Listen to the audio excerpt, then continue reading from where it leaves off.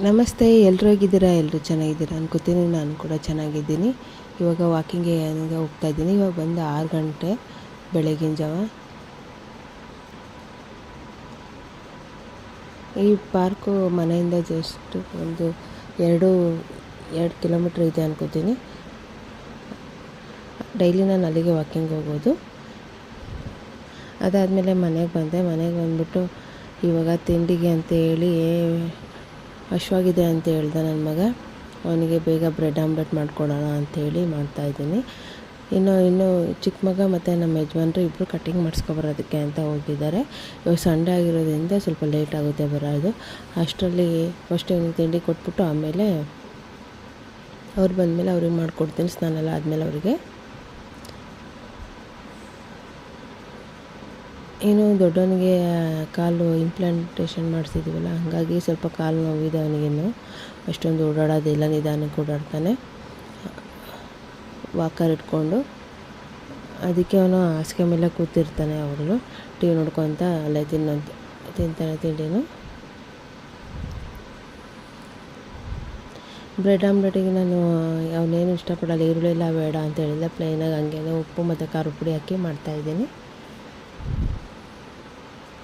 ಡೆಲ್ಲೀಲಿ ಸಿಕ್ಕಾಪಟ್ಟೆ ಸೆಕೆ ಇರೋದ್ರಿಂದ ಮಕ್ಕಳಿಗೆ ಟೀ ಶರ್ಟು ತೆಗೆದು ಬಿಸಾಕ್ತಾರೆ ಮಲ್ಕೊಳ್ಬೇಕಾದ್ರೆ. ಎ ಸಿ ಇದ್ರೂ ಸೆಕೆ ಅಂತ ಇರ್ತಾರೆ. ಅದು ಅವನಿಗೆ ಸಾಸ್ ಬೇಕಾಗಿತ್ತು, ಸಾಸ್ ಕೊಟ್ಟು ಕೊಡೋಣ ಅಂತ ತಗೊಂಡೋಗ್ತಾಯಿದ್ದೀನಿ. ಅಷ್ಟರಲ್ಲಿ ಮನೆ ಕ್ಲೀನ್ ಮಾಡ್ಕೊಳ್ಳೋಣ, ಕಸ ಹೊಡೆದು ಎಲ್ಲೆಲ್ಲ ಒರೆಸ್ಕೊಳ್ಳೋಣ ಅವ್ರು ಬರೋ ಅಷ್ಟರಲ್ಲಿ ಅಂತೇಳಿ ಬೇಗ ಮಾಡ್ತಾಯಿದ್ದೀನಿ. ಡೆಲ್ಲೀಲಿ 2-3 ದಿನದಿಂದ ಮಳೆ ಇಲ್ಲ. ಮುಂಚೆ ಮಳೆ ಬರ್ತಾಯಿತ್ತು. ಅದಾದಮೇಲೆ 2-3 ದಿನ ಆಯಿತು ಮಳೆ ಇಲ್ಲ.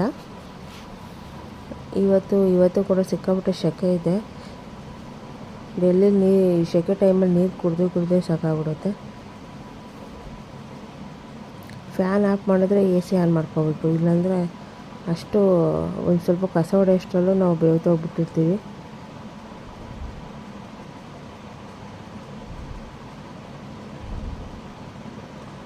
ಇವತ್ತು ಸಂಡೇ ಅಲ್ವಾ, ಇವತ್ತೇನು ನಾವು ನಾನ್ ವೆಜ್ ಎಲ್ಲ ಮಾಡಲ್ಲ. ಯಾಕೆಂದರೆ ಫ್ರೈಡೇ ಮಾಡಿದ್ವಿ. ಅದಕ್ಕೇ ಇವತ್ತು ಹಿಂಗೆ ಸಿಂಪಲ್ಲಾಗಿ ಏನಾದರೂ ಮಾಡ್ಕೊಳ್ಳೋಣ ಅಂದ್ಕೊಂಡಿದ್ದೀವಿ. ಬೆಳಿಗ್ಗೆ ಬ್ರೆಡ್ ಆಮ್ಲೆಟು, ಮಧ್ಯಾಹ್ನಕ್ಕೆ ಕಿಚಡಿ ಮಾಡೋಣ ಅಂತ ಇದ್ದೀನಿ.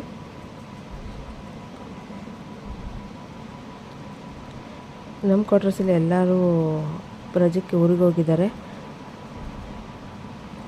ನಾವು ಹೋಗಬೇಕಾಗಿತ್ತು, ಬಟ್ ಆಪ್ರೇಷನ್ ಮುಗಿಸ್ಕೊಳ್ಳೋಣ